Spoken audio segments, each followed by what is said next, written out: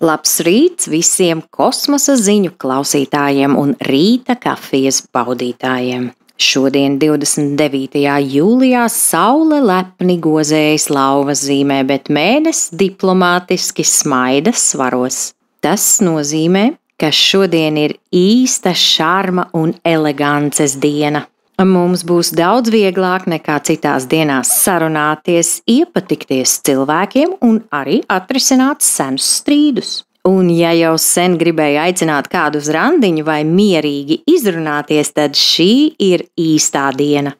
Tikai uzmanies no pārmērīgas vēlmes visiem izdabāt, paliec pie sava viedokļa, bet dari to eleganti. Bet šodien dzimušie cilvēki ir īsti sapņotāji, kuri spēj iedvesmot citus ar savu spilgto personību. Viņiem piemīt gan harizma, gan talants būt uzmanības centrā. Šie cilvēki mīl dzīvi un prot aizraut apkārtējos savā piedzīvojumu virpulī. Vienīgais, no kā viņiem ir jāuzmanās, ir pārlieka dramatizēšana, jo dažreiz pat mazas problēmas viņi var pārvērst par īstu Holivudas cienīgu izrādi.